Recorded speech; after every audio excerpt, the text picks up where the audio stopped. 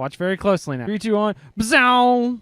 Check that out. The following podcast features terrible jokes. You know you can use Hot Wheels cars when you need to make a saving throw in D&D? Every car is die-cast. Usually about board games. We want the fun.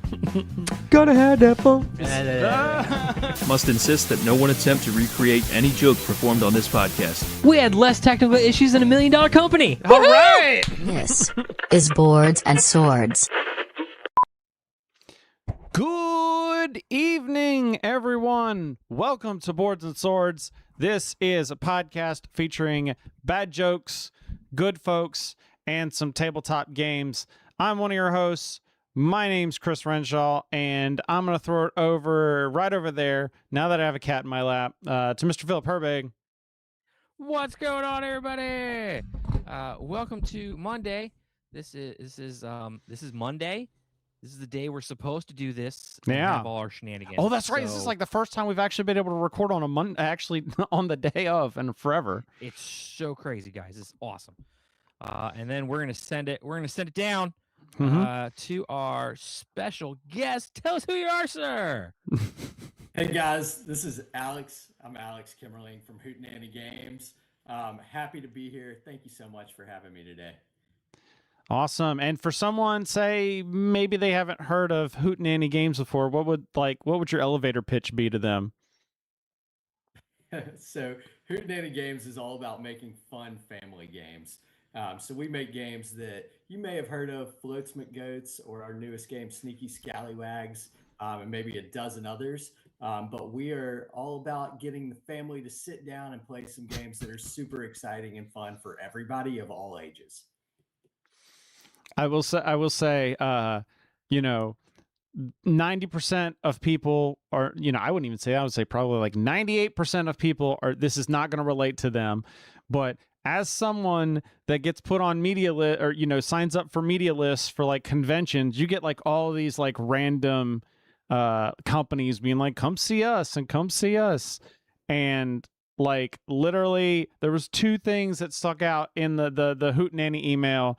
That was why I was like, I tried to sign up for it and then it turns out I couldn't make it. But first of all, they offered me food, which anytime anybody's offering me food, that's like, like I don't care. I don't care what you're set. Like I've signed up for timeshare things based on just getting a good meal. Like, and then secondly, just the name of the game that they were, one of the games they were showing being Floats McGoats. I was like, hell yeah, let's go. Which Philip, you can't see in the shot, but Philip is wearing his Floats McGoat shirt, whatever floats your goat. But we're gonna get to talking more about Hootenanny and specifically Sneaky Scallywags in a sec. But Philip, you've actually can like press a button again, can't you?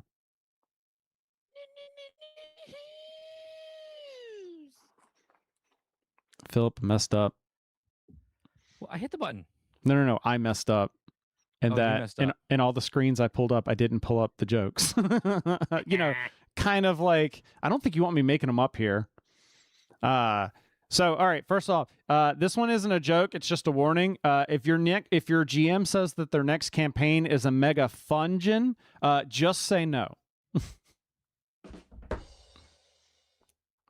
So I thought this was really cool. So this is something that... Let me actually see if I can get the whole screen on there. Jeebs. There we go. At least a good portion of it. All right.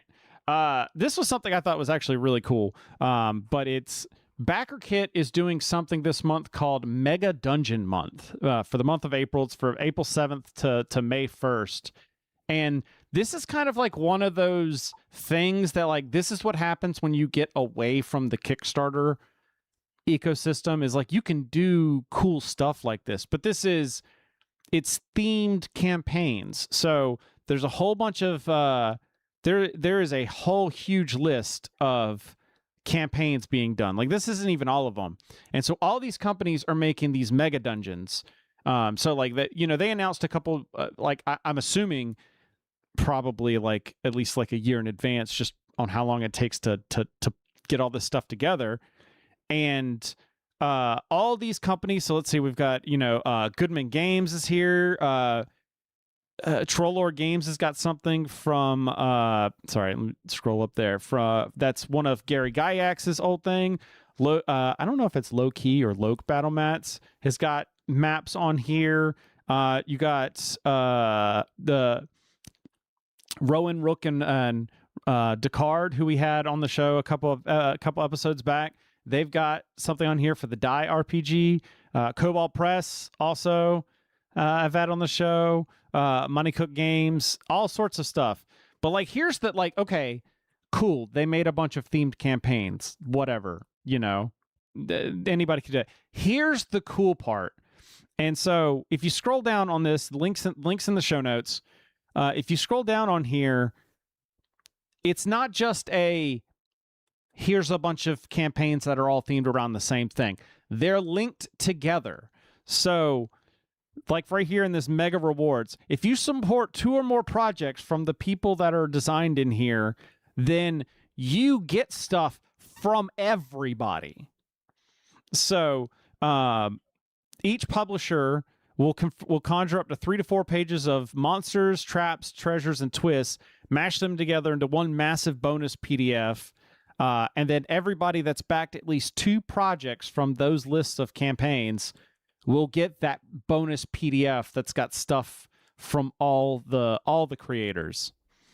So it's not like it, like I said, it's like 3 to 4 pages per creator, but maybe you end up finding, like, I don't know enough about, say you don't know enough about, like, say Ghostfire Gaming. I don't recognize that company, but I do recognize Monty Cook Games and Cobalt Press, so I can back them. I'll get a PDF that has, maybe something in it from Ghostfire, and then I'm like, oh wow, this is actually really good. And then with BackerKit, they've got the late pledge option where then I can go in later and back for some of the campaigns for something like, hey, I like that stuff. So, Philip, what's your thoughts as a I'm consumer? through a lot of these titles like that's an awesome selling point for this whole thing they've got going on. I'm flipping through. I clicked on the all campaigns. Mutant Spawn of the Toad Mother. I tell you what, there's one I've heard of. I've been hearing a lot of, but it wasn't until I started seeing the ads for this. The Die campaign is it's Enter the Meta Dungeon. It's not a mega dungeon, it's a meta dungeon.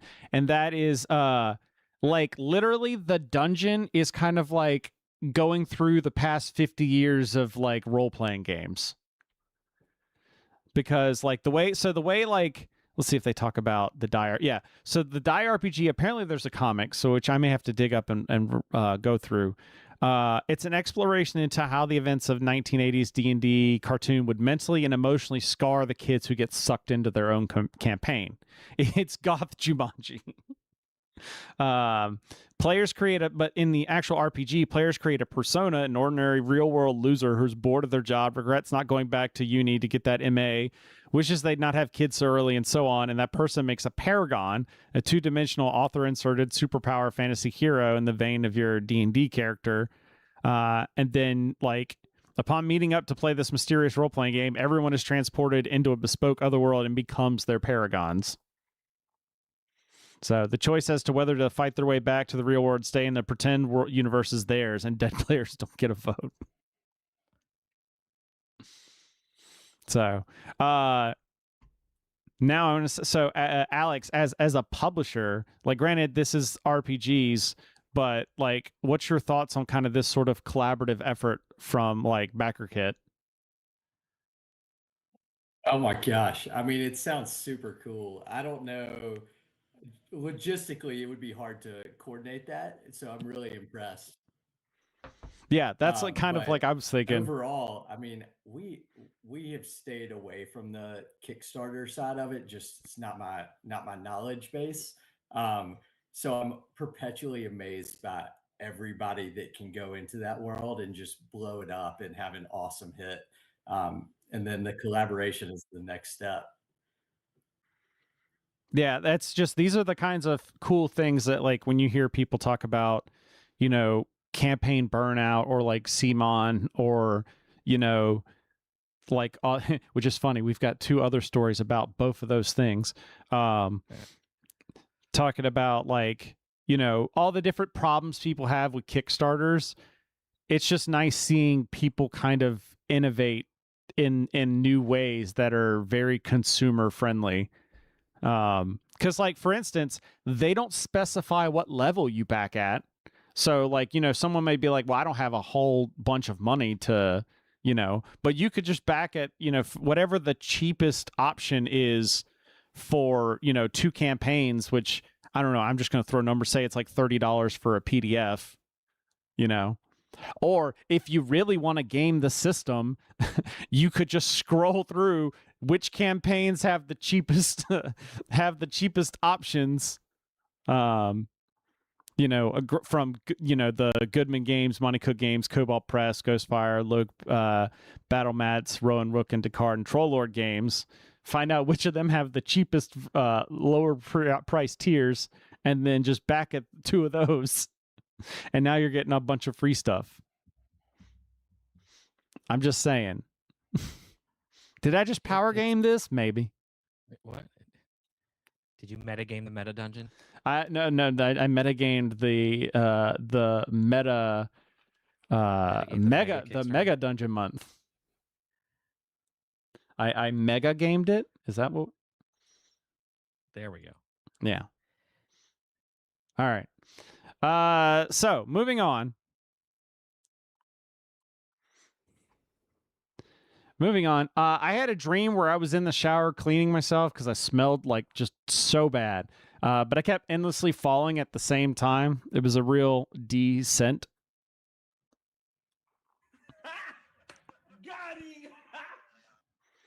So this came out, let's see, last week.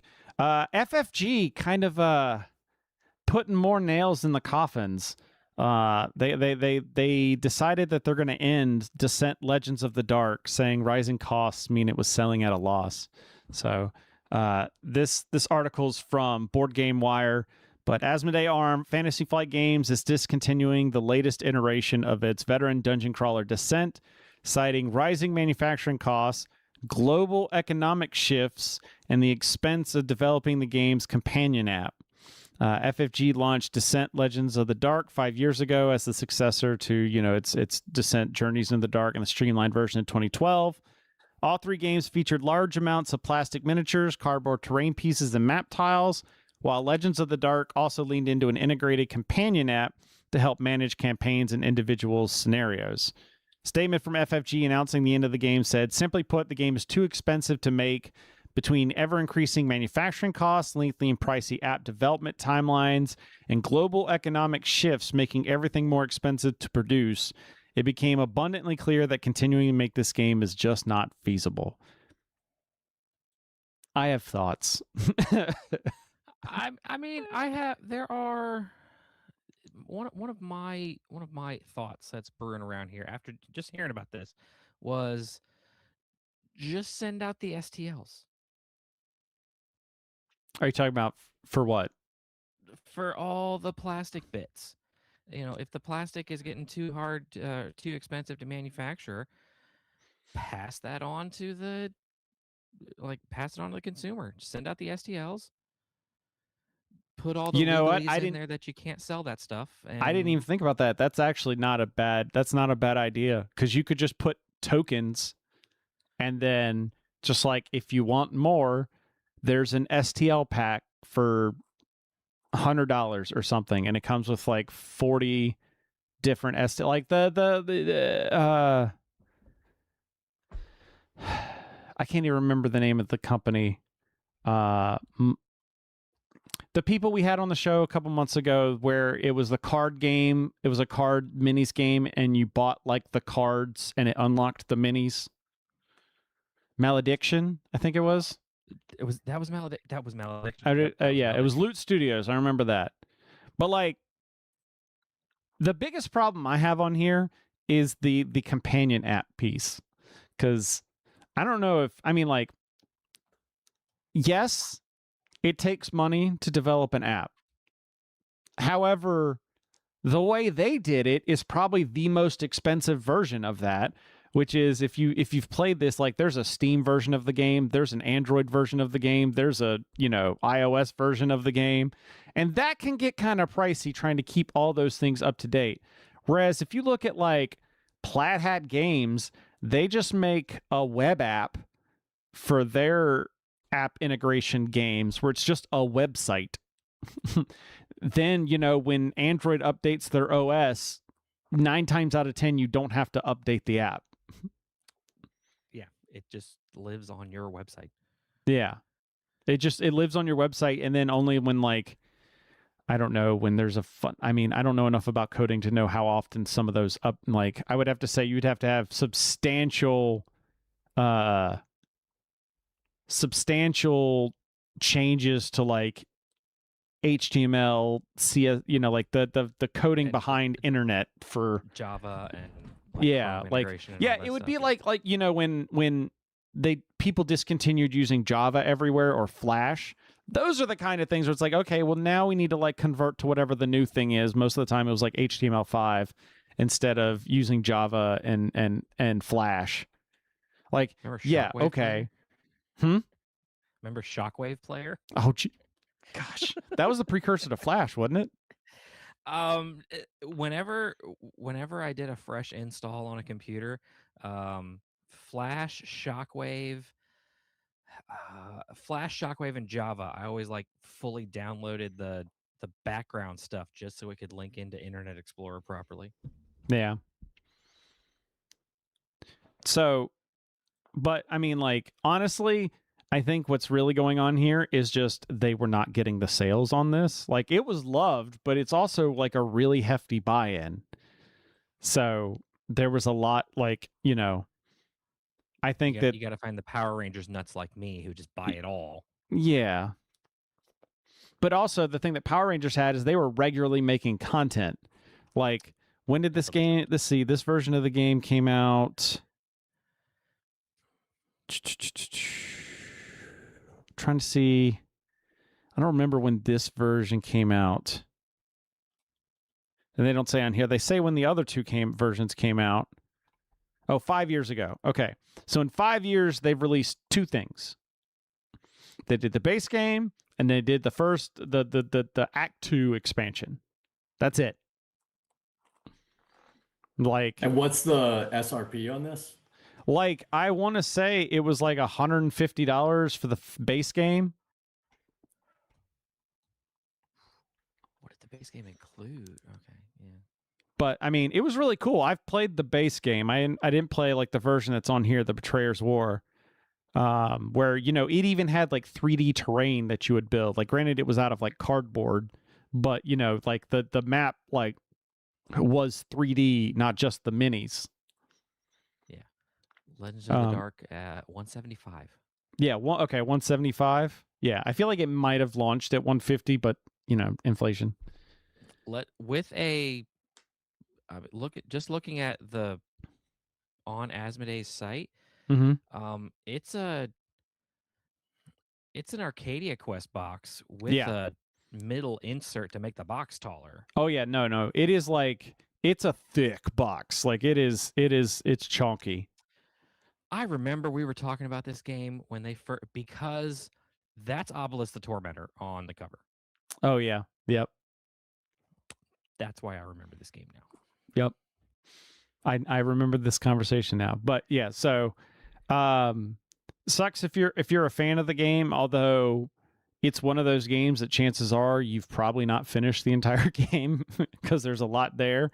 But if not, it means, like, say if you finish the first part, the second part's probably going to go on sale soon.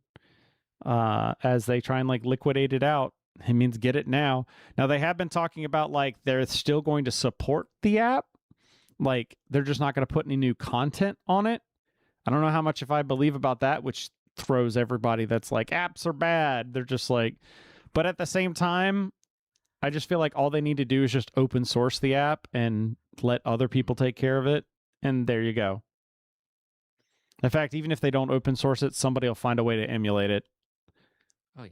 Where there's a will, there's a way. Okay. Yeah. Speaking of CMON, I left the company performance review and took my coworkers on a buffet to a buffet for lunch. When we got back, my boss was so confused, so I explained my reasoning. They sighed and just simply said, I said we needed to make up for annual losses. I went a little gross on that one. CMON, this one's also from Board Game Wire. CMON eyes crowdfunding return after annual losses spiral to almost $20 million. I can't read this with a straight face. It's so hard. Financially troubled board game publisher CMON says it plans to relaunch its halted crowdfunding operations later this year after seeing its annual losses soar to almost $20 million in 2025. CMON pulled the plug on crowdfunding launches and new game development 12 months ago, citing the economic uncertainty created by U.S. tariff hikes, which at the time had reached 145% for China, where the vast majority of hobby board games are manufactured. And then, as we've discussed several times on this show, turns out that was not their only problem. It had slumped to a loss of more than $3 million in 2024 due to falling sales for its crowdfunding campaigns. That loss was almost double CMON's total profits for the prior 3 years, with the figures dwarfed by the $19.9 million annual loss the company just announced in its 2025 financial results. So it's now almost 5.5 times larger than its profit from the preceding 9 years combined. And have led an independent auditor hired by the company to question whether it has the resources to stay in business for the foreseeable future. However, the directors have a different concern that the company should be able to continue as a growing concern thanks to a trio of factors.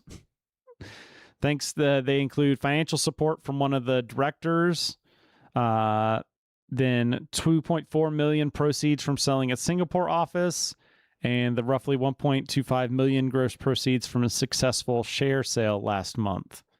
So, the way that one of the things is their losses are contributed by the fact of their liabilities are for all their crowdfunding campaigns. The money that they earned for that isn't considered revenue until they actually deliver said campaigns, and they have 8 undelivered crowdfunding campaigns, which, to their credit, they've been still putting out updates and like plans on how to get things done, but yeah, no. And this is even given the fact that they've sold like so many of their IPs, like Zombicide, Cthulhu Death May Die. Let's see, what else did they do? Oh, Rising Sun, Blood Rage, and all of those. You know, so Blood Rage, Rising Sun, and Ankh. So the question that's like, sure, you may return. This is what I can't read with a straight face. You may return to crowdfunding after annual crowdfunding, but who's going to back you at this point? With 8 undelivered crowdfunding campaigns and 5 undelivered pre-order. Yep. You got 13 things that people have given you money for, and Methinks you might need to be focusing on getting some of those off of the liabilities. I mean, there is that disclaimer on Kickstarter that it's like, there's no guarantee that this thing, even if it funds, you'll get your product. Da da da da. Yeah, but it's also CMON's a big company that's been around for a while, man. Yeah, but also it's like, yeah, they don't have to deliver the goods, but also nobody's required to back any future campaigns that they have. And even then, what would they make campaigns of? They've sold most of their heavy hitting games. Well, see, then you just turn to like the legally distinct versions. So we'll do like Plasma Anger.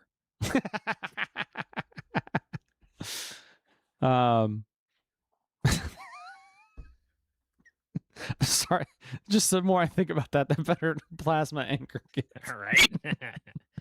That's Blood Rage in space. That's what that is. Oh man.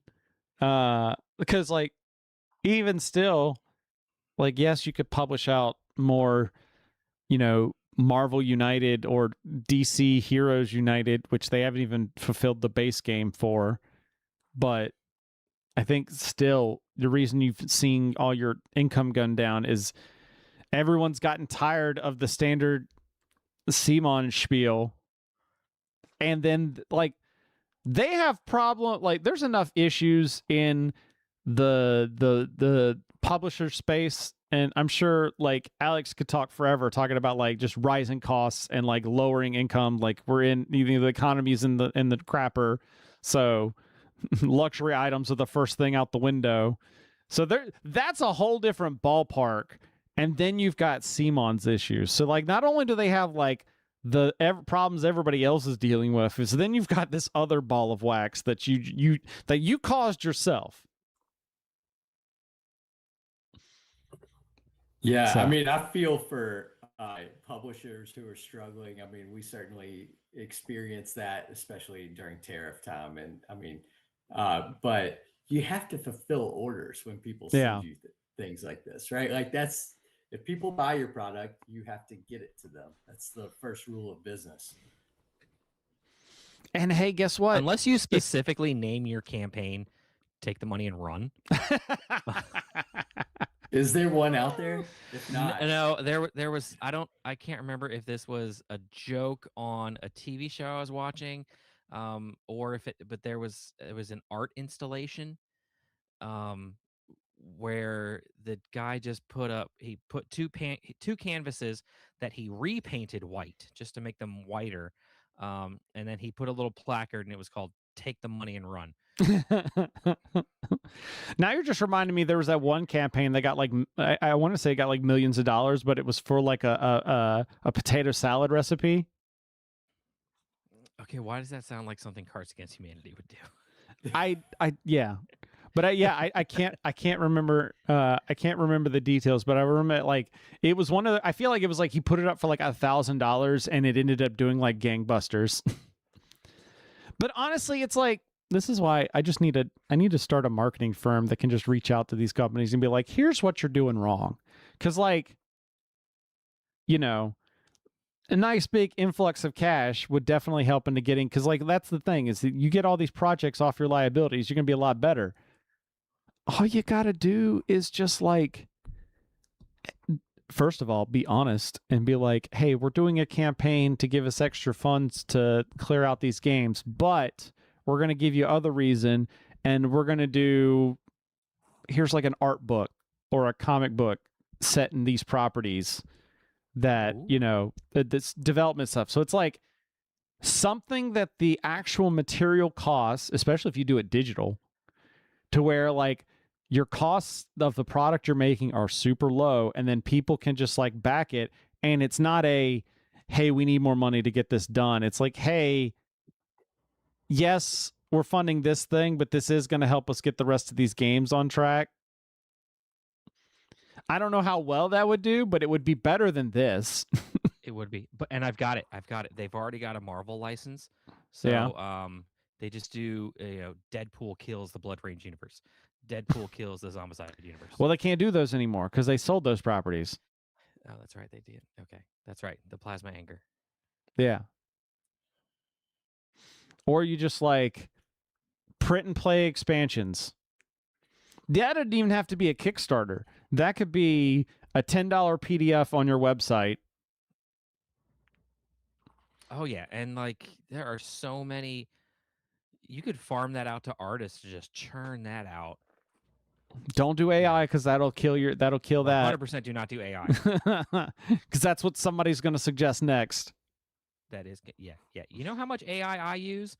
When I'm driving to work, I tell it to turn off my internet-connected lights. I don't even think that's. I think digital assistants are in a different category than language. The what is it? Language learning models. Oh, well, every once in a while it comes up on the screen on my car. It's how was your AI assistant experience? Yeah. And I'm if you really want to know, I'm driving and you just put a notification on top of my damn screen. That's dangerous. Yeah. All right. Let's move on. If you were to start a publishing company that only sold higher level math textbooks, would you say you are in Distribution. All right, I tried. All right. This was another I did not design a lot of these things to just kind of relate to each other, and also I didn't expect most of them to come from Board Game Wire. There was just a couple of really good things I wanted to talk about. So there's a company called Fentasy Games. I've never heard of it before. Looks to help company. Yes. Looks to help complex game publishers avoid strangulation of traditional distribution with P500 style platform launch. If you don't know what that means, stand by.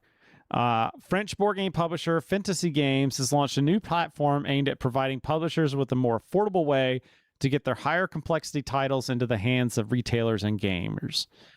Company founder and CEO Florian Godot told Board Game Wire Fentasy had scored several successes since launching towards the end of 2024, including localizations of complex titles like El Burro and Stevens, but said its major challenge in the time has been the structural reality of the traditional distribution model. Literally everything we've been talking about in the past couple of news stories. We realize that for a small publisher, a critical success doesn't always translate to a financial success once the middlemen take their cut. The same applies to many of my partners around the world. Between squeeze margins, production costs, and trade discounts, even a popular game can become a financial failure. For an independent publisher, this means increasing difficulty in funding subsequent projects and ultimately a real risk of going out of business. In this context, profitability is no longer a secondary objective, but a condition for survival. It maybe seem counterintuitive when a game like Brass is thriving, but that's the exception. So they've launched Board Game Commerce. It hopes to give publishers of higher complexity games with smaller print runs of between 500 and 1,000 units a more sustainable financial option than traditional board game industry distribution model, which this is where they talk about P500 is something employed by the game specialists of GMT, who make a lot of like war games. And these are like really specific war games to where like you're not finding these at Target. Like you have to be fans of GMT games to like be pre-ordering these games. But they've been doing this for like the past 20 years, which is they've got titles that are in pre-production. They throw them up on their website, and as soon as 500 people pre-order it, it goes into production the final development and production. So you get that. It's like Kickstarter, except for, it's not Kickstarter where you are actually pre-ordering something. So that kind of that pre-order or that weasel words of Kickstarter of being like, you are not pre-ordering a product. This is a pre-order. So like if they failed, like you can take them to court kind of thing, or get a charge back on your card kind of thing. So there's that, which answers some issues people have. And B, it kind of like, it means you can, and this is what they're talking about here of like, you don't have to develop a hit. You just need to have a devoted fan base enough to make like what's profitable, say the right words here. And then once 500 people sign up for it, out the door it goes. So but think about it. Like, the Fantasy Flight Games is talking about like, oh, it's too hard to do a game like Descent because like rising manufacturer costs. Like, okay, put it on your website, throw a price out there, $200. We won't put this into production until 1,000 people back it. What's the worst that happens? Nobody backs it? Okay, then you just saved yourself, most of your money other than what it would have cost to make the standard art or whatever. CMON, when you've got like your butt on the line because you've pre-sold all these games, then, Now, granted, both of those other two companies are using they're also using the traditional distribution model. So those games have to then go into retail and then get the middlemen and et cetera, et cetera. But I mean, I don't know. Alex, what's your thoughts on this? As like I said, as another board game publisher. I mean, it's a really cool idea. We obviously focus on lower price point products, so it's less of a concern for us. But I mean, there are plenty of projects that we see that we're like, oh man, this would be so cool to test the waters. And that, what you should call it, P500 model, kind of hits that. It's like, hey, let's just see. We could throw the art together. We could make this happen for a pretty low entry point, and maybe we break even at 500 units, or maybe it's more than that, but you're willing to take that risk. It's a cool model. I like it. I don't know that it's for Hootenanny, but I'm sure that there are a lot of people out there that would be really beneficial for. Yeah, I like seeing any innovation on that front, because really it brings down the fear of entering a new, of trying something different or trying something new. Just lowers the risk a little. Yeah. And they even say in here that, they're targeting higher complexity games. So like a small niche of the board game, sphere kind of thing. So there's actually another aspect to this that as I was reading, there was something even cooler where it talks about later in here. The icing on the cake is that all publishers using the platform have access to a shared licensing ecosystem. So, for example, if publisher A adds a game to BGC and is looking for a partner to localize it, publisher B can check the available licenses for their country and initiate a business decision. And then that's really cool. Yeah. So, like say you've got a bunch of people that's, you've put your game up on there and you've had a couple people say like, oh, I want this in Japanese for say. And then like a Japanese company can go on there and be like, hey, there's a couple people wanting this. We're Japanese. We could do the translation pretty easily enough. And nobody's claimed it yet. And then they don't even have to like, because then you can put it up on here and be like Japanese translation of publisher game A. And if 500 people don't sign up for it, you're not out really any money. But then as a consumer, say you're someone in Japan that wants said game, like that's I love that. That's great. It's a unique way to drive demand or measure demand before you provide supply. It's really cool. So at the last company I was at, we made a few games that were sub-licensed to different countries.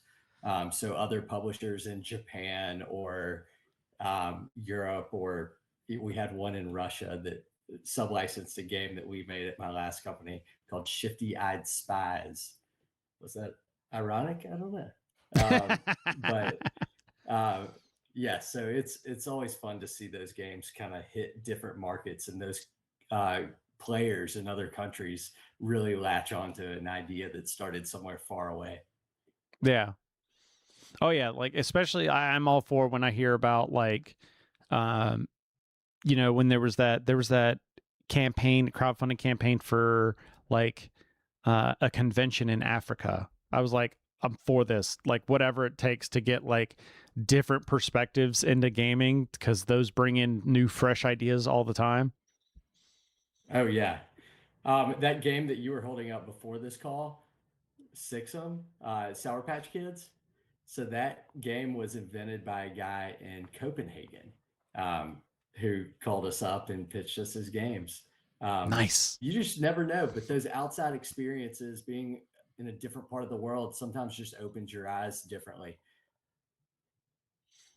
Yeah. All right. One last one. So, let me clear that. Why hasn't Magic the Gathering come out with a soda? They could have 5 different flavors and call it Arcana. So, Dean, I don't know if you know, Philip, do you know what Unearthed Arcana is? Unearthed Arcana? Yeah. That's a supplement book, isn't it? It's a section of their website that they put out like free. They usually do like free PDFs of content. It's usually how they like beta test things that may end up in books later. but it's kind of like, hey, we're just spitballing some stuff, and it's technically legal. So, but it's kind of like, your DM could be like, nope, we're not doing that.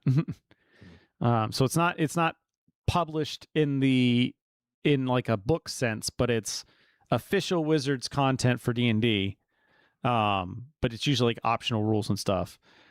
They came out with one that was it was called what was it? Villainous. What did I call it? I forgot what they called it. It was like Villainous Paths or something like that. And it's like 4 different subclasses for D&D for just being bad. Like these are your like whenever you have those people like I'm going to make a chaotic evil character, like, and you're like, yeah, okay, whatever. No, like this is legit like you're being evil sort of thing. And I saw some TikToks where they were like statting out and looking through it and going through all the different options. Some of them are pretty wicked. So I like, was just reading through the article. Yeah. So like the article we've got on here is from thegamer.com, and it's just kind of laying these. It was the best article I had that talked about all 4. So the first one is like Circle of the Titan, which is for Druid, which you basically get to become a kaiju. Mm-hmm. So maybe not as evil on the scale. Maybe that's why it's like 4th. But yeah, when you read through, it's like it's not you're more it's that chaotic good shirt. I will do what is right, even if I kill everyone in the process. Yeah, this is just like if you just want to be destructive, increase the level of your destructiveness. Yeah. Yeah, you get elemental damage of your choice while in your Titan wild shape, so you can get that nice fire breath going. You become huge or larger and ignore terrain issues for several conditions, and you can even swallow a creature after becoming gargantuan. Then you get into demonic sorcery for sorcerer. So you get a demon lashing that deals slashing damage and pulls the enemy towards you. Get over here. Gives a disadvantage to get to attacks against you. Level 18 allows you to summon a fiend on the spell with Summon Fiend. And then you get no innate component cost. No component costs. You get Abyssal Aura, which is something you can use innate sorcery for. It has several effects such as sticky webs, caustic ooze, terrifying screams, innervating bones. So okay, like that one's a little bit like we're getting a little bit more evil, but overall, like here's where we start getting good. Like yes. Hell Knight for fighter. This is straight up Death Knight territory here. You are the champions of devils, cambions, and night hags from the 9 hells. So you get added infernal and advanced wounds to your weapons. You get to deal an additional d6 damage with your infernal wound die. When you level up, you can make a wound you've created on enemy explode into different types of damage. Your action surge can make your armor explode into a fiery emanation from you, dealing fire damage. So yeah. And then, okay, maybe you know what? I don't even think this was all of them because this then talks about pestilence domain for cleric and going in here. So this is not even all of them because I'm pretty sure there was also a lich. There was a sorcerer lich path. There's a note under the Circle of the Titan Druid using the Path of the Lich or Path of the Death Knight options. Yeah. Okay. Can create a more villainous backstory with that. Okay, so this isn't necessarily all of them, but yeah, like you'd have to click it. I didn't want to bring up the actual Wizards account because that would just be a whole long read. But I'll probably put that into the show notes as well. But yeah, like there's straight up like Path of the Lich. Of here's everything you need to do to like make your own sort of version of a phylactery to where like when you die, as long as that token is still around, you're coming back. So all right, I just thought that was like it's going to be very circumstantial when someone's going to be allowed to use it, but like it's one of those campaigns where it's like okay, this next campaign, we're going to do like a really short campaign. Maybe it's only, 5 5 to 6 sessions, but everybody's starting out at like level 10, and we're all going to be shiny let's be bad guys. Oh, okay. So it is those 4 subclass. I pulled up the PDF. Hmm. It is those 4 subclasses. It's the paths. Okay.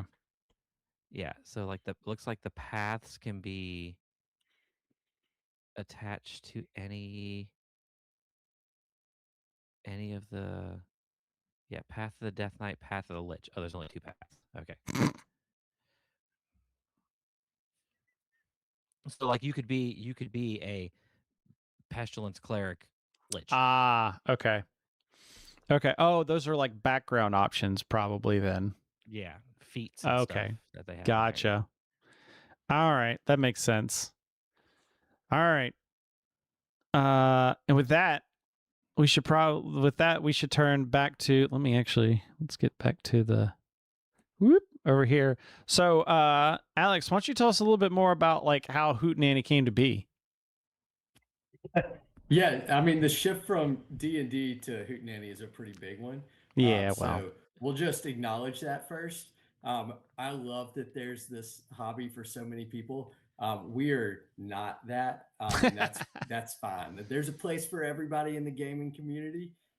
We're in the, I don't know, I would say light strategy, party games, card games, things that you can sit down with 8 to 12-year-olds and play, but you can also sit down with your friends and play a couple rounds of Floats My Goats at PAX Unplugged, right? I mean, hey, you need something to play, but while you're waiting for everybody to show up to D&D night. Yeah, exactly, and it's engaging, right? It's not something that that is purely child focused in any world, but it's also something that's really enjoyable to bring your kids into, to start introducing them to the hobby. So there's a lot of uses for our games. The most important one is just to sit down and have fun. But yeah, so Hootenanny, my wife and I started this company in 23, and we've been around about 2.5 years, and we just try to find great games. We're a publisher. We don't invent these games. People pitch them to us, and we hire the art and design and manufacture and sales and all that. And so we try to focus on games that we think we can bring to market in a big way and have a lot of fun doing it every step of the way.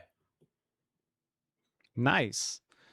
Specifically, we're here to talk about one of your latest titles, which is Sneaky Scallywags. Yeah. All right. So this game, I've got it right here as well. This is. Do you have a copy of this? If not, I need to get you guys one. This is. No, I specifically that when it was offered, I said not right now because we are still working through Floats My Goats. Gotcha. Well, it's a fun one. It's a party game that's really fits any age group, really age 8 and up. So when you see it, you'll realize like, yeah, there's a little element here that definitely is a kind of a party scene, college scene, and up. And there's also an element that's really friendly towards families sitting around. There's no crass content in here. It is about pirates. Do y'all have any pirate dad jokes? I mean, what's a pirate's favorite letter? You want to say R, but nah, they love the C. Yeah. All right, I have one first. How much did the pirate pay for his piercings? Uh-oh. How much? $1 an ear. Ah, that's good. That's a good one. All right. Anyway, so in this game, it's all about hiding gold coins from the other team. So you divide into 2 teams. Each team should have 2 or more players. So it's a really good game for lots of people. And so each team sits on one side of a table, and you take turns drawing a card and performing that pirate move that's on the card. So let's look at one of them says sails up. Okay, so if you draw the sails up card, you reach into the pouch and pull out a gold coin and pass it under the table between everybody's hands on your team. And then on the count of 3, everybody raises their hands and does that pirate move, sails up. And this one is where you raise your hands and spread your fingers. And the other team has to guess which hand holds the gold. They get one guess. Okay, can you guys see my hands? Yeah, no, Yes. I've got no guesses. I would just say the left one, just cause. That is correct. Ah. But you had a 50% chance. Yeah, 'cause it was just exactly. me. Normally there'd be more people, right? And so if you guess correctly, you keep the gold. If you guess incorrectly, my team keeps the gold. And then the next team draws a card and performs whatever hand motion is on that card. It's a very simple game. There's about 6 different hand motions that you might have. My favorite one is anchors down, where everybody holds their hands and slams them on the table as hard as they can. But yeah, you want to be the first team to 5 gold coins. There's a little catch in this game, though. Some of the coins are cursed, and they look like they're, Is that the green ones? algae covered. Yeah. Definitely cursed at the bottom of the sea somewhere. And if you end up with one of these coins, say you guess a hand and it had a cursed coin, it becomes yours, right? You have to use one of your team's 2 Curse Breaker tonic badges to heal that coin. If you end up with a cursed coin and you've already used both of your tonics, you automatically lose the game. So there's a little risk reward with those. And so you may have a cursed coin and try to make it like really easy for the other team to guess the hand. But if they think that it's really obvious where the coin is, they might think, oh, that's a cursed coin. So there's this whole double agent kind of mentality throughout the game. You never know if somebody's just really bad at doing that hand motion or if they're trying to be really bad at that hand motion. So is each round? So assuming like you don't get the cards where it's like steal a coin and lose a turn, but like whenever it's a challenge, it's that same sort of process where you pick a coin and do the motion to see, and the other team chooses which hand has the coin. It's just a matter of which motion it is. Okay. And some of the cards that you draw might say that your team gets to decide which hand motion it is. You might get one that says out of your hands, and the other team gets to pick your hand motion.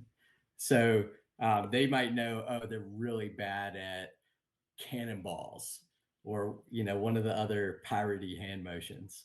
And so they get to pick which one that you have to do on your turn. But everything in the game comes in this velvety treasure pouch.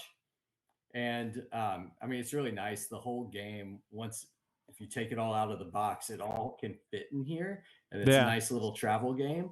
But yeah, it's got a nice little shelf presence, a lot of gold foil on there, as pirate games should. Yeah. Phil, this is smelling like your kind of game. Yeah, that is one of my favorite games of Phil's stories is the time that we played Cosmic Encounter, and like Phil was doing like really bad, and so I don't remember what sorry, just trying to adjust the screen here. Phil was doing like really bad, and we were all starting to feel a little bad for it. And there was like a time where he was clearly going to or he needed to win this to kind of like stay in the game or whatever. And so like everybody but it was him versus one other player, and everybody else was like, we're gonna jump in and like help out because we don't want the other player, and like we need to like help Phil stay in the game. And you like purposely played the card that like auto loses so that everybody else's ships were destroyed. which then just like brought Would I everyone do kind of back. that? Yeah, I know, right? That's great. Mm. Well, this game really has that kind of team bonding feel to it, which I don't know, may or may not come into play in situations like that. But this, you can have the ability to, like, if one person on your team's really bad at, like, their fingers just don't work in the right way to hide these coins. And by the way, don't play this game with a magician. They're too good at it. So say that there's somebody on your team that both teams are aware this person's terrible. And at the very end, like, sometimes you just need one more coin to win. And that person who is the least likely to ever hide the coin somehow gets it and is the one to pull it off. It's such a rewarding moment. I like how this game brings people together. And it just makes it fun, especially if you got a big crowd of folks. The inventors of this game, it's Alvaro Gonzalez and Lori Peterson. And Alvaro lives in Uruguay, and Lori's in New Mexico. And so they pitched this game. I think Lori was telling me that she came up with this concept because when she was kids, they used to play a game where you slammed a quarter on the table and had to guess which hand the quarter was in. And it was like her cousins sitting around at Thanksgiving playing this game. And it just came to her one day and she was like, oh, let's make a pirate game about that. Yeah. And it's cool to, like, bring things from your childhood and bring them forward to today's time and have that ability to connect those 2 points in your life. And it worked with us. We've got kids that are 9 and 10 years old, both boys. And we had a lot of their friends come to our house and play this game. And before we knew we were going to do it, and just test it out and say, hey, all right, kids play it. And then they would go run down the street, do something else. And then we'd sit around and play it as adults, crack open a couple cold beverages and keep playing. And we had so much fun with it.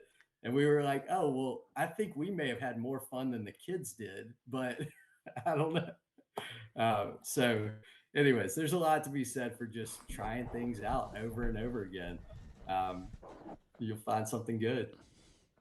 Nice. Now, is it, I might have missed some of it when you were explaining. Is it only 2 teams? Yes. Okay. 2 teams. But you could scale it up to as many players per side. Yeah, so there's always one coin that's hidden.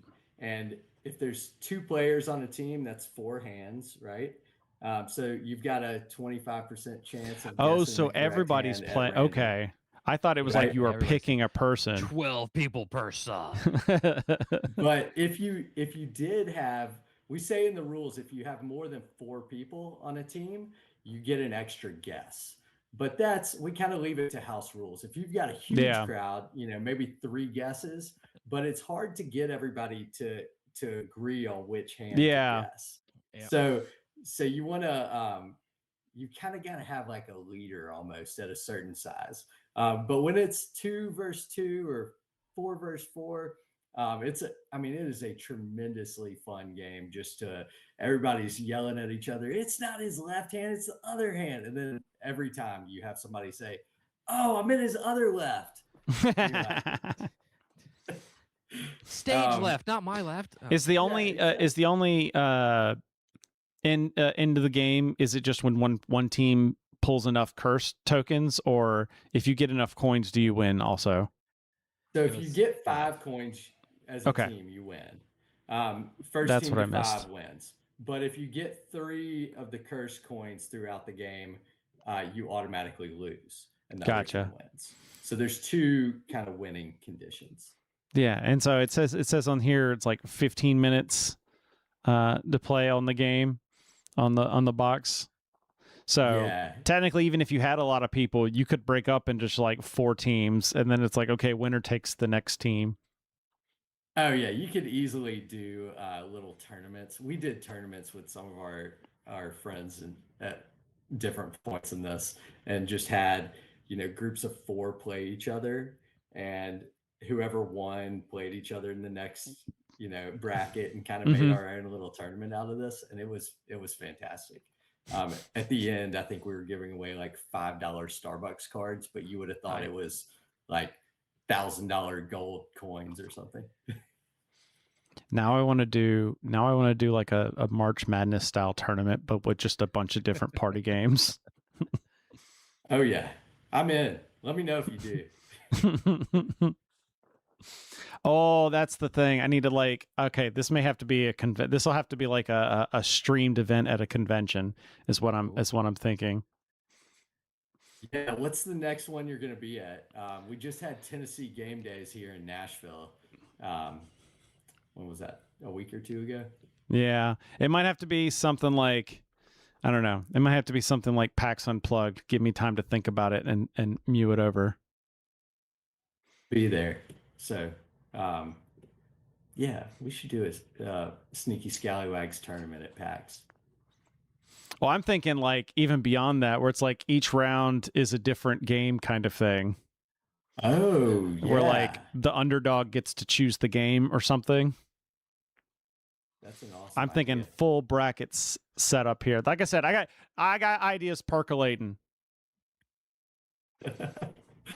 Or maybe awesome. each round everyone's playing the same game, but like, when you go to Elite 8 or Sweet 16 to Elite 8, now we've gotten to a different game where this round it's everyone's playing Sneaky Scallywags. Next round is Floats My Goats or something like that. Yeah, that would be incredible. Oh yeah. We talked about doing a tournament at PAX last year, and we couldn't quite get the space to do it. Yeah. But we were good. Did you ever play Early Bird with us? It is this silly kind of taco cat goat cheese pizza. Oh no. Happy salmon, throw burrito, like all of that genre of game. And you've got Philip's interest. He loves him some happy. You said you got a little happy salmon in there. I'm perking up now. What's going on? Hey. Oh yeah, those guys are awesome. So in the game, it's like a fast-paced card game where everybody plays at the same time, kind of like the game Speed, if you ever played that as kids. Mm-hmm. But if you throw a certain card, you get to pick up the squishy worm and launch him across the room, and everybody else has to go chase it. So it's I feel like it's wild. I feel like I've seen this worm before, like from my childhood. I honestly, for my kids, anytime it rains, we pull this game out just because they need to run, and otherwise they'll just break everything in our house. They probably will anyways, but at least they get to chase after a worm and call it constructive gameplay. He said that, so and I'm also sitting here thinking, like, you know what? I could probably get my cats to play that game when it's raining. Like, just let go us get know it if you need an extra worm. We've heard about dogs chewing them, all sorts of things. But yeah, so as a company, though, we're focused on just bringing fun to the table. It doesn't really matter to us what category it falls under. If you look at like our two light strategy games are Floats McGoats and Disco Island Escape. And Floats is the one that is the most recognized in the PAX Unplugged community, at least. And that game is more of a traditional board game. You guys y'all have played it, right? No, that's what I said. Like I after PAX, I moved, and then a lot of stuff going on to where it's like not had the chance to hit the table, which is why when it was offered, it was like, let me actually get what I have done first. Oh, I understand. We all have games that we haven't gotten to.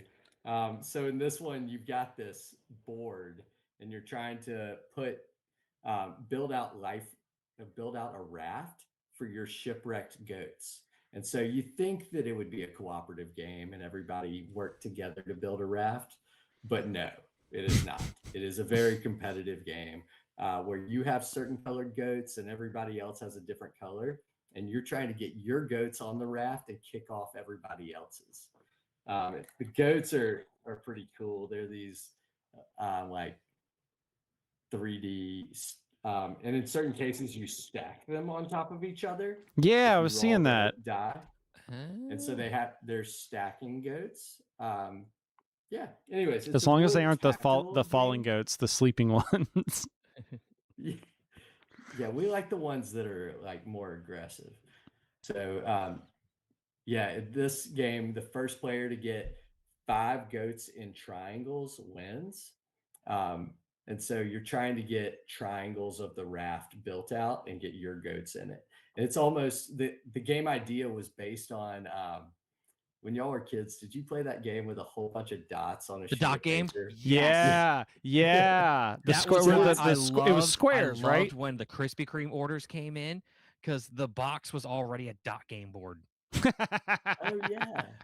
We would have 6 or 7 games going in different classes, and like you could just people pick a spot on the box. All right, there we go, and we're just playing a game. That's right. So when you complete the square, you put your initial in there, right? This game is loosely based off of that idea, except you have triangles with your color goat. But in the game, there's this chunky die, 12-sided die. And on your turn, you either add a goat to one side of a raft stick or you roll the die. And the die has things like add a stick, or let me hold this up a little better. That one's goat fight, where you get to fight another goat and take their spot on the raft. You might roll shark. If you roll the shark, you get to attack somebody else's goat with the shark and kick them out to sea. So I mean, it's a silly game. I mean, it takes about 15 to 30 minutes to play, depending on if it's 2, 3, or 4 players.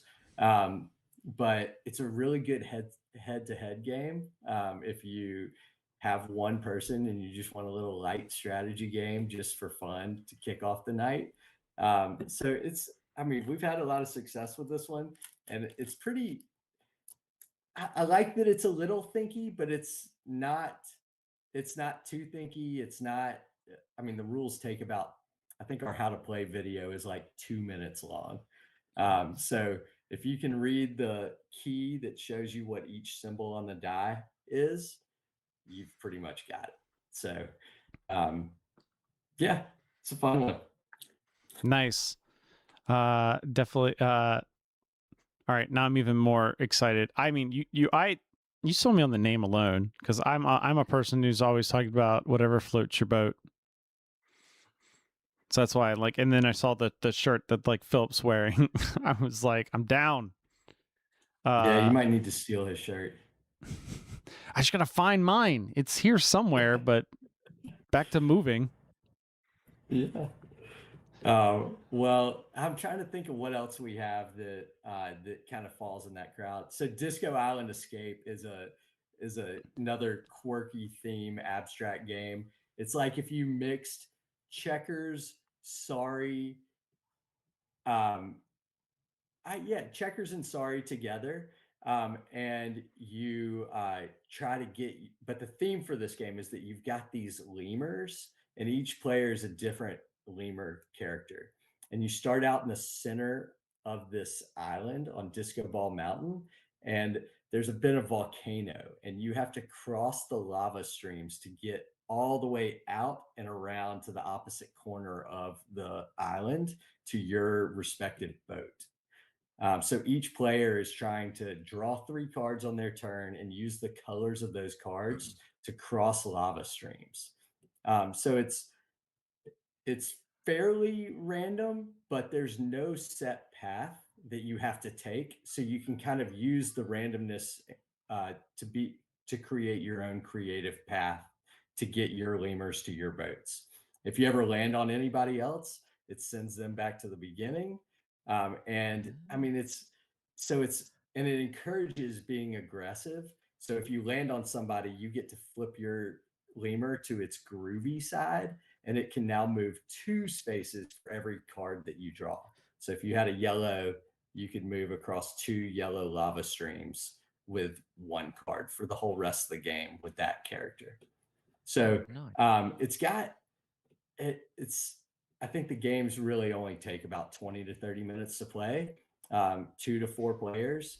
But it's definitely more cerebral than Floats My Goats, but it's not intense enough for kids to be scared by it. In fact, I think kids often beat the adults playing this game, That tracks. which is a cool dynamic.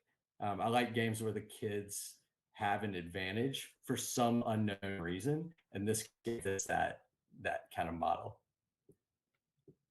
Yeah, and one thing I'm seeing for all of these games is they're all seem to be in that. Yeah, so far I don't think I've clicked on a game that isn't $24.99. Yeah, we have some that are $21.99. They're all right around there, 20, Yep. $25. And we have a card game. Oh, if you guys haven't played this, this is my favorite card game. It's called Snarkus. And in this game, it's all about capturing cards by matching and adding. So there's a flop of cards on the table, and each player has a hand, and you go around and play one card from your hand on your turn, and you can capture any cards that match or add to your card. So the card numbers go 1 to 10. So there's really not a whole lot of math to do in this game. All right, we're starting to get worried there for a second. What's that? So we're starting to get worried there for a second. You started talking about math. So I think, Philip, can you add to 10? I might have to Depends on the borrow day. Chris's toes. Yeah. Okay. All right. You're probably good. But whoever gets the most gems in the game wins. And so you get gems, either some are on cards that you capture, and some are through these scoring cards that are really shiny. And so it's kind of an intergalactic. I'm trying to think of a good comparison here. It's like Grant Lyon called it Space Uno. But it's got these goofy little characters this is the Jolt. And there's also an Aster, and they're these robots. And so they don't have any numerical value, but if you capture all 4 in kind of a set collection process, if you capture all 4 throughout the game, you get a 4 gem bonus at the end. Heck yeah. Card. And so all of our games kind of fit the same. This one's 2 to 4 players, 15 minutes to play. They're simple to get into, very few rules, but you could play it a million times and keep getting a little better and a little bit understand your strategy a little differently each time you play it. So that one's Awesome. Snarkus. And so I'm assuming, like, obviously, you can go to playhootenanny.com to get any of these games, but for anyone, they can probably get through their local game store. Yeah, and we work with a ton of local toy, game, gift, really any kind of stores. Our games are also in places like Barnes and Noble and Books A Million, and on Amazon, on our website, all that. But if there's a local game store that doesn't carry our games, we're still a 2-year-old company. A lot of folks don't know about us. So tell them. We love hearing from new game stores that say, hey, somebody requested Floats My Goats. How do I get it? We love working with stores like that. That's why we do this, right? So yeah, we always love to be connected to great game stores all around the country. Yeah, it looks like on their website there's a where to buy section that's got a map where you can put in, looks like mostly at least for this map in the U.S. I've to been put in your zooming address. and out. It's kind of cool to see all these places. There's 2 in Hawaii. Nice. There's one in Puerto Rico. So I need to go take a business trip there and just check in on things. That's right. So you gotta make sure they're shelving everything properly. It looks good on the store. Yeah, exactly. Maybe the next delivery should be in person. That's right. Yeah, there you go. Oh no, the beach is right there. Oh no. Oh no. And where are you guys based again? Maryland. Okay. We've got 1, 2, 3. Yeah. Well, we are. I'm not seeing our we're local obviously store trying on to- here. We're gonna have to go fix that. That's right. Yeah, we'll fix it. Let me know your local game store, and I'll reach out to them. I'm Happy actually to- finding stores I happy- haven't heard of on this map. It's like, oh, road trip time. Hey, that could be on my way home. My next trip up to that one store. Yeah. That's right. Gamma's going to be in your backyard next year. Yep. That's next year in Baltimore. Nice little 2-hour drive from us. That's why I was gonna go. Our store owner talked about taking me with them this year until they found out that the next year she found out it was gonna be in Baltimore. It's like we'll just wait and do a big push then. Yeah, we tried to get in and it was full. They so they said, "Hey, just wait till Baltimore. We'll get you a spot." Yeah, it was funny. Last year was the first time that our store had been open, and the owner had gone to Gamma to kind of learn a lot about running a game store, and I kept sending her messages like, "Make sure you talk to this company, and make sure I've talked to ask for this guy at this company and stuff." She's like, "I just need to bring you." Yep, absolutely. So I used to exhibit at Gen Con with the previous company I was at, and I ran finance and operations for a company called Big G. And so we launched the Bob Ross games, if you ever saw those. Oh yeah, I definitely have played that game because my daughter was a big my stepdaughter was a big Bob Ross fan, so I made sure to get a copy of that just for her to try. Oh, nice, awesome. Well, at that show, I was fairly new to the industry, didn't know a lot about the gaming community necessarily at these conventions, and that was maybe 2018. And I was at the show explaining to people about the Bob Ross game, and this woman showed up, and I didn't know much about the cosplay that happens there either. Okay. And she, from one side, looked perfectly well dressed, nice, kind. And she kind of walked up to me with one side facing me. I explained to her about this Bob Ross game and how happy and uplifting, and it's all positive as Bob Ross is. And she was like, "Oh, awesome! I'll buy 2 copies." And she turned, and I see the other side of her face, and it was like a gory, bloody mess from some cosplay she was doing, and I was taken aback that somebody who was covered in fake blood and had a bullet wound and all this would be so interested in Bob Ross. I was like, I love this community. This is great. So yeah, from then on, we have not exhibited at Gen Con with Hootenanny yet, but we would love to start in the near future. So right now we do PAX Unplugged and we do a bunch of regional game events. But our intention is to go to Gamma next year and start trying to get into Gen Con as well.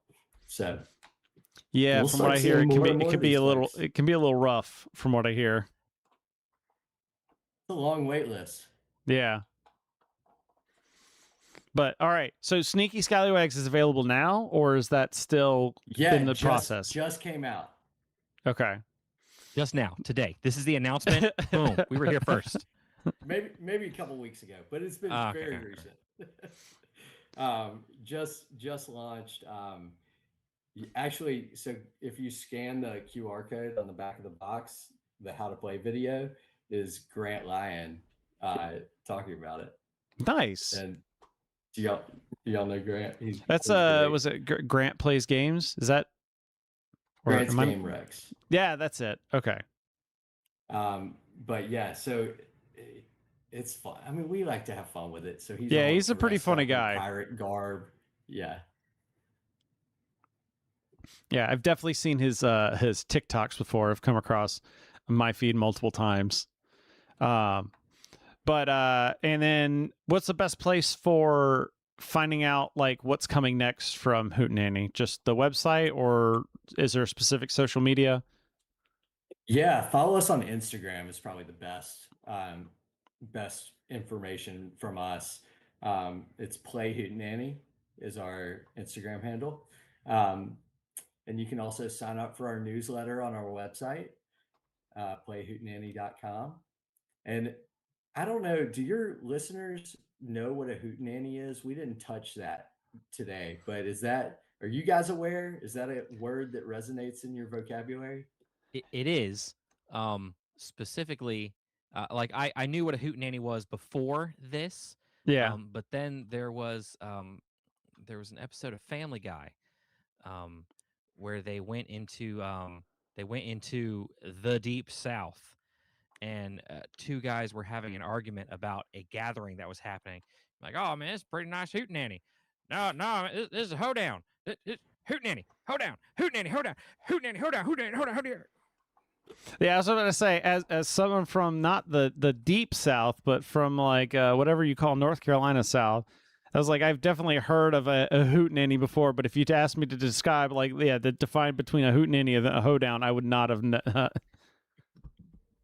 Yeah, it's a funny word because it's so recognizable and it sounds fun to say it out loud, and it's just a word that we thought made people smile. But we were unsure how far it would go. Would people in California know what a hootenanny is? Yeah, And the answer is sometimes. sometimes, yeah. But in London, people know what it is. And I guess the terminology works in different cities and places. Everybody we talk to from the UK is like, "Oh yeah, hootenanny, of course." Actually, they're like, "A hootenanny." That was a terrible accent, but you know what I'm saying. That was great. And I'm like, "You sound like you're from London." Uh, yeah, so we like to have fun with it. I mean, it's just we don't take ourselves too seriously. Yes, we try to bring awesome products to market and have a lot of really killer games that fit a wide range of audiences, right? But at the end of the day, we're making things that the whole intention is just to bring people together and have a little laugh together, right? We're not trying to solve the world's problems in any way. But I do think that bringing people face to face across a game is a really positive way to live your life. And so at the end of every day, I kick myself thinking that this is what I get to do in life. It's wild.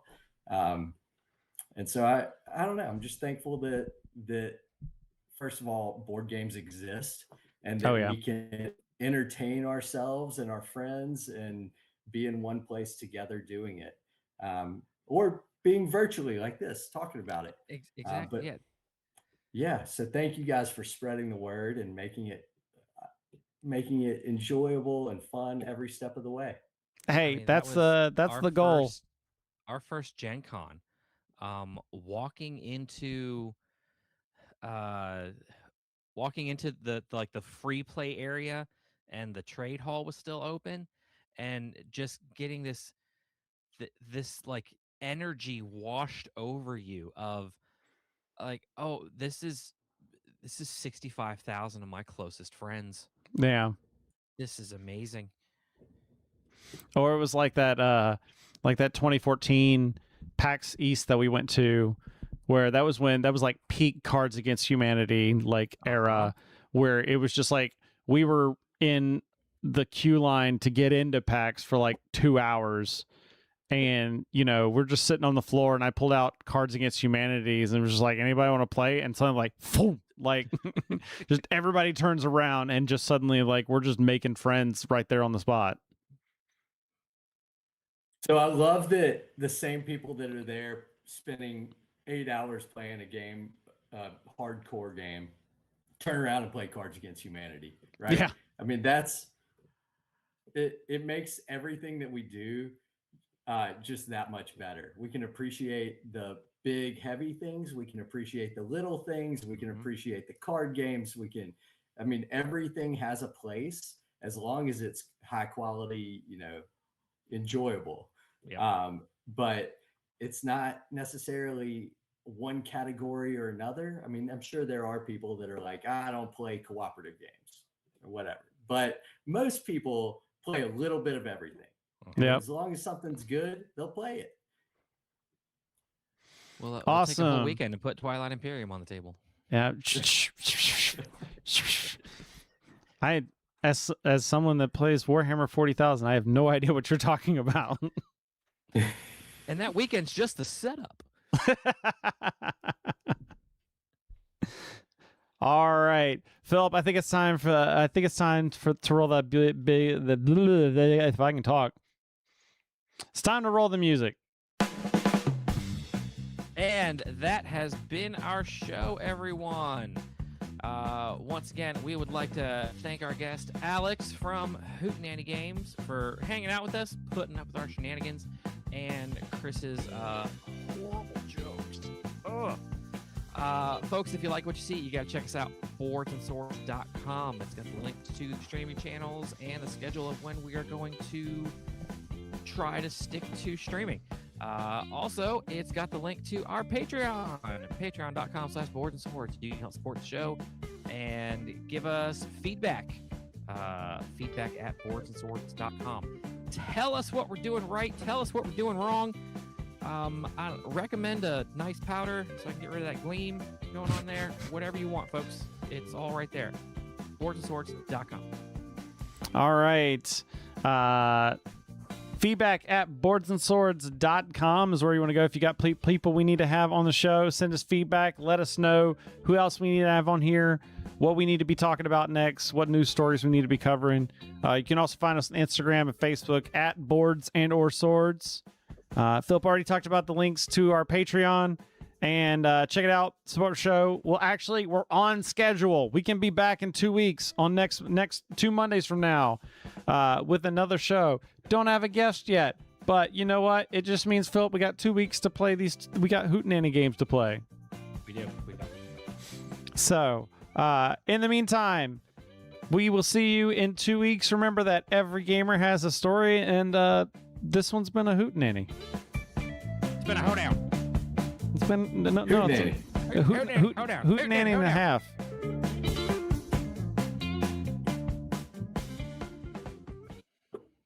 I always forget it does that big drop off right at the end.